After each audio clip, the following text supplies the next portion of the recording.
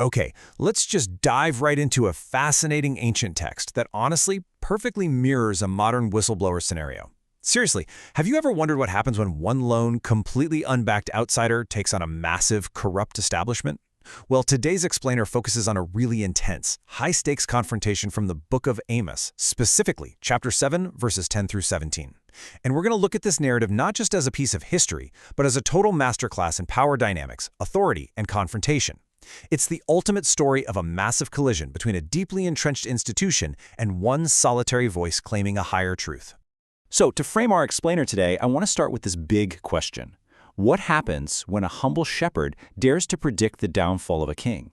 This whole text reads exactly like a highly dramatic 4-act script, and we're going to break it down scene by scene. This brilliantly illustrates our core dynamic, which is a direct face-to-face showdown. On one side of the ring, we've got Amaziah, the priest of Bethel. He's firmly aligned with King Jeroboam, meaning he represents the status quo, religious authority, and entrenched institutional power.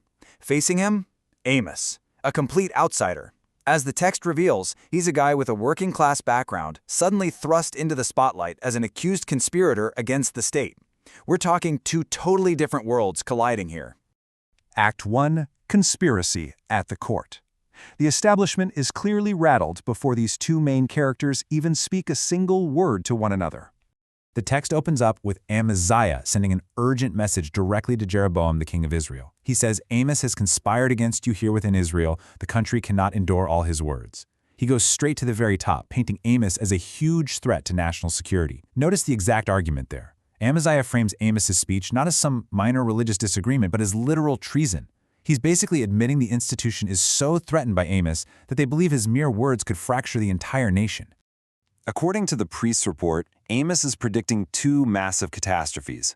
First, Jeroboam shall die by the sword, meaning a violent assassination of the head of state. Second, Israel shall surely be exiled from its land. You can totally see why the priest is just mashing the panic button here. These aren't just bad reviews of the king's policy, right? They are direct predictions of absolute doom for the leadership and the populace. That brings us to Act 2. The priest demands banishment. The threat's been reported, and now the enforcer steps right up.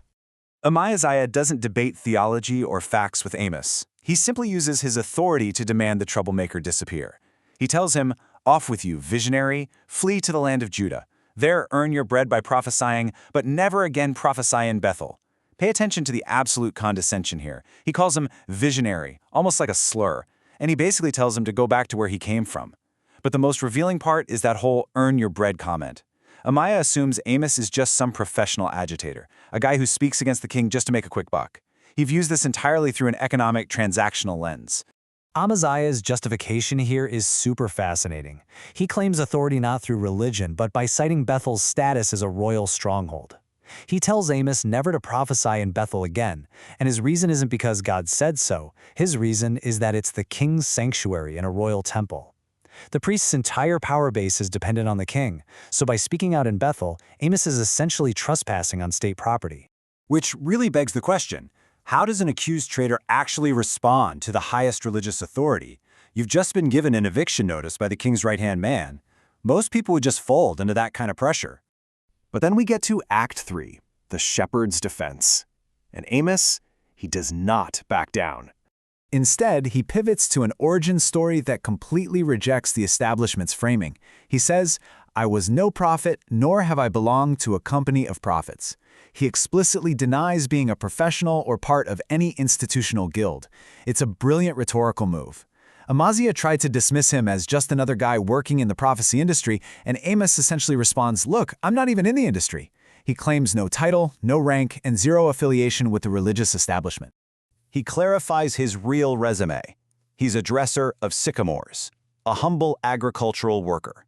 He works with animals as a shepherd and tends to fruit trees. He's completely blue-collar. He didn't come to this royal sanctuary seeking a promotion or a lucrative book deal. He's highlighting the absolute absurdity of it all. I mean, why on earth would a simple tree pruner orchestrate a massive political conspiracy? Here's the absolute crux of his defense. He says, "The Lord took me from following the flock and said to me, 'Go prophesy to my people Israel.'" He didn't volunteer for this job. It was a completely involuntary interruption of his normal, everyday life. By stating this, Amos completely bypasses the authority of the king, the priest, and the temple. His mandate comes from the highest possible source, rendering Amaziah's banishment order basically meaningless to him. And that sets the stage for Act 4, the prophecy of exile. This is the devastating climax. Amos has explained exactly who he is, and now he delivers the very message Amaziah tried to suppress. It's the ultimate clash of authorities. Amos throws the command right back. We see Amaziah's command, prophesy not against Israel, contrasted directly with Amos's authority, now hear the word of the Lord. It's a massive mic drop, proving that earthly institutional power cannot silence a genuine mandate from above. But because of the censorship attempt, this just gets intensely personal. The doom of Amaziah and Israel is laid out, and it's brutal. Amos says Amaziah's wife will be made a harlot in the city, his sons and daughters will fall by the sword, his land will be divided up, and Amaziah himself will die in an unclean land. And finally, he reiterates the exact prophecy that started this whole dispute in the first place. Israel will indeed be exiled far from its land. The whistleblower's message simply cannot be stopped.